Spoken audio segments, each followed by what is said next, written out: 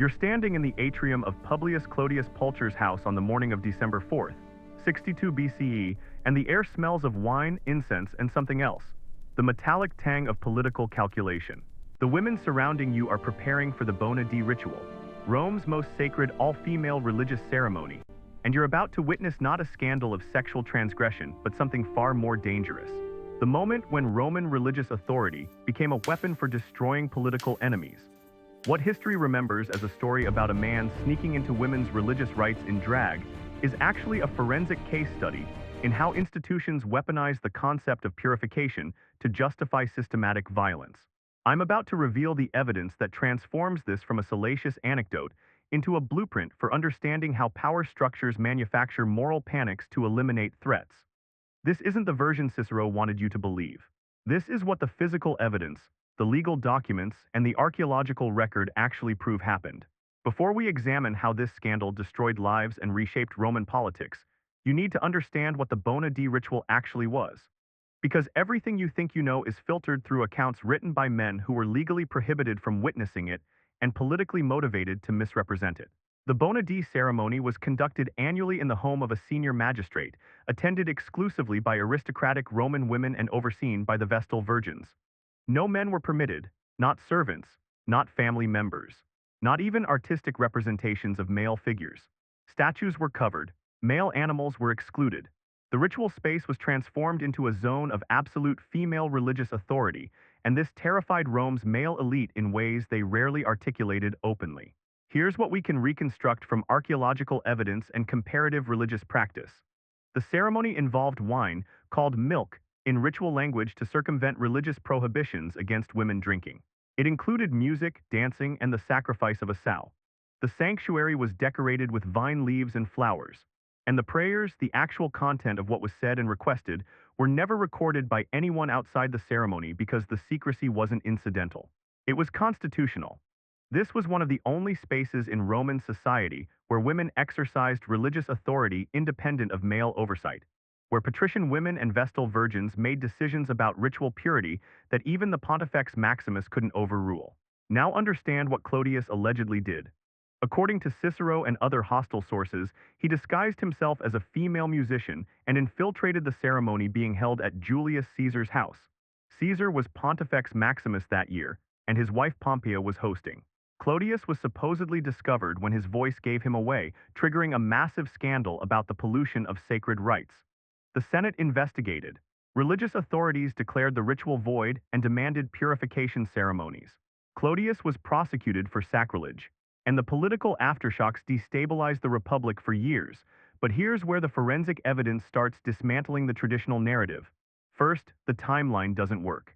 The Bona Dea ceremony occurred in early December. Clodius wasn't formally charged until the following May, 6 months later. That's an eternity in Roman political time, especially for a religious scandal that supposedly shocked the entire city.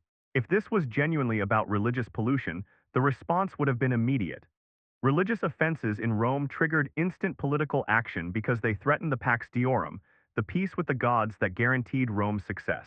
When a Vestal Virgin was accused of breaking her vow of chastity, investigations began within days. When sacred chickens gave inauspicious omens before battle, commanders consulted priests immediately. But Clodius. 6 months of silence. The prosecution, when it finally came, was driven by Cicero, not by the Vestal Virgins, not by the women who actually witnessed whatever happened. Cicero, who had political reasons to destroy Clodius, because Clodius was blocking his legislative agenda and threatening to prosecute Cicero for executing Roman citizens without trial during the Catiline conspiracy.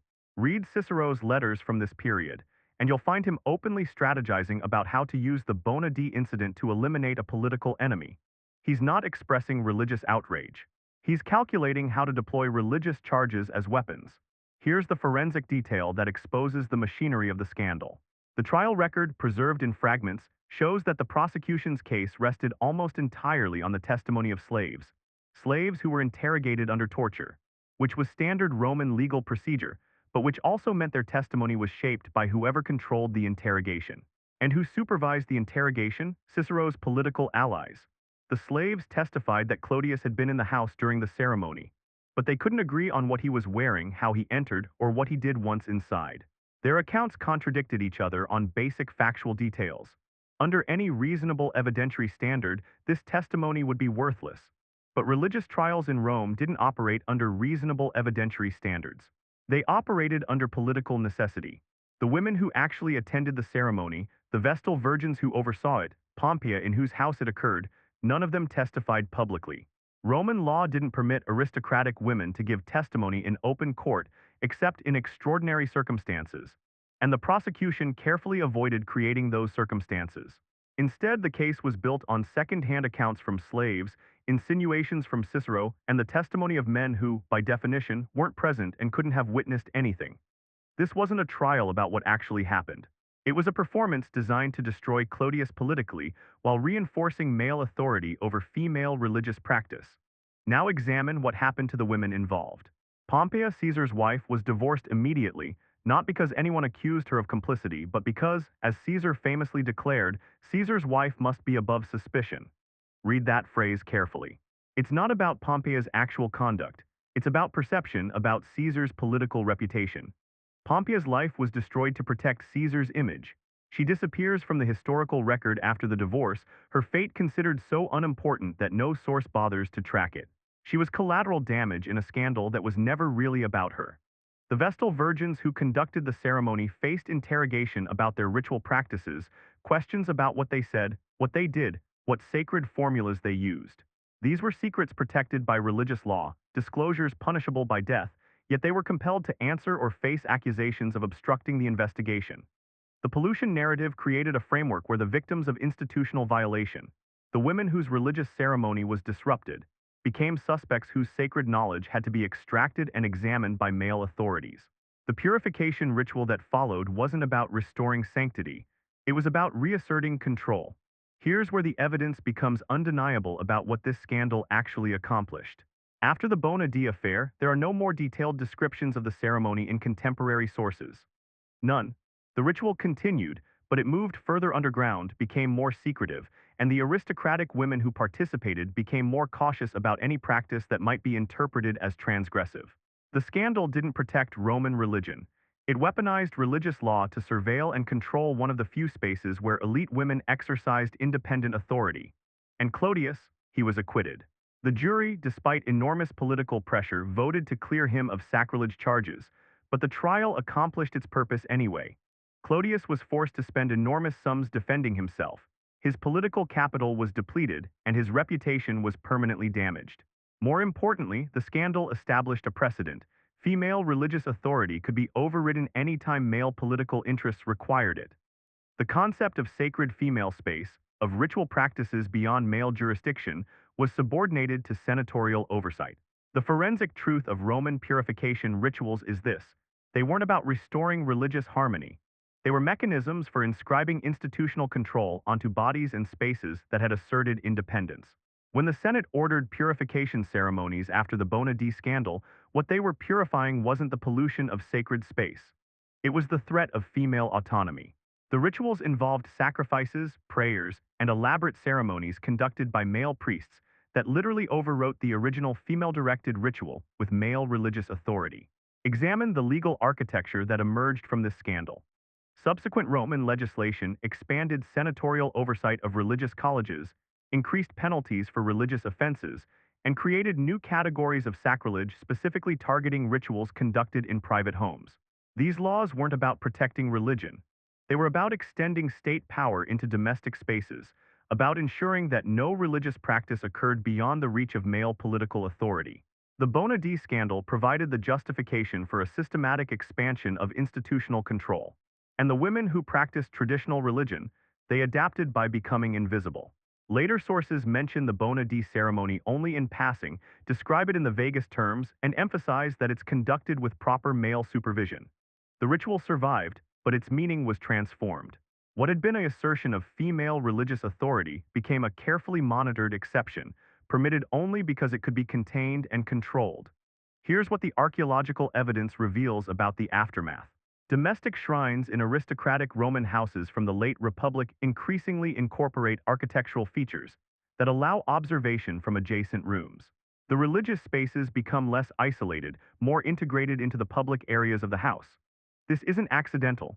It's architectural surveillance, a physical manifestation of the principle that no religious practice should occur beyond male oversight. You can trace this evolution in the floor plans of houses from Pompeii and Herculaneum. See how private ritual spaces become progressively less private over the 1st century BCE. The systematic nature of this control becomes visible when you compare how Rome treated other religious scandals. When men were accused of participating in the Bacchanalia, ecstatic rites of Dionysus, in 186 BCE, the Senate responded with overwhelming violence. Thousands were executed. The cult was banned throughout Italy. Religious practices that occurred outside senatorial oversight that created alternative structures of authority and loyalty were treated as existential threats. But when those practices involved elite Roman women conducting traditional ancestral rites, the state couldn't simply ban them without undermining its own legitimacy claims. Instead, it deployed scandal, purification ritual, and legal restructuring to transform autonomous religious practice into supervised performance. The Bona Dea scandal succeeded because it mobilized the concept of pollution, religious contamination that threatened the entire community, to justify invasive institutional intervention. Clodius's alleged transgression became the pretext for male authorities to investigate, interrogate, and ultimately control a female religious tradition. The purification rituals that followed weren't remedial. They were constitutive. They created a new reality in which female religious authority existed only at the sufferance of male political power. This changes everything we think we know about Roman religion and gender. The standard narrative treats Rome as a society where traditional religion protected certain spaces of female autonomy. But when you examine the forensic evidence, the legal documents, the architectural remains, the pattern of prosecutions and investigations, what you see is a system that weaponized religious law to eliminate any practice that challenged male dominance. The rhetoric of purification disguised the reality of suppression. The definitive truth is this: the Bona Dea scandal wasn't about a man in drag sneaking into women's religious rights. It was about the systematic weaponization of religious authority to eliminate spaces beyond institutional control. The forensic evidence, the legal timeline, the evidentiary standards, the aftermath, reveals a calculated political operation disguised as religious outrage. Clodius may have violated sacred law, but the violation was useful only because it enabled a much larger project: the transformation of female religious authority from an autonomous tradition into a supervised performance. The purification rituals that resolved the scandal purified nothing. They inscribed power, institutionalized surveillance, and demonstrated that in Rome, no practice and no body existed beyond the reach of political calculation. If you want to understand how institutions weaponize morality to justify control, how concepts like purity and pollution become tools for eliminating threats to power, subscribe to Mythbusting. We're systematically deconstructing the comfortable narratives that obscure how authority actually operates, revealing the forensic evidence that traditional history prefers to leave buried in archives. The machinery of scandal is always more deliberate than we want to believe, and the warning signs are always visible to anyone willing to read the trial records carefully. So what uncomfortable truth about institutional power should we investigate next? Tell me in the comments below, because the architecture of control that Rome perfected 2,000 years ago is still operating in every system that uses the language of purification to justify surveillance.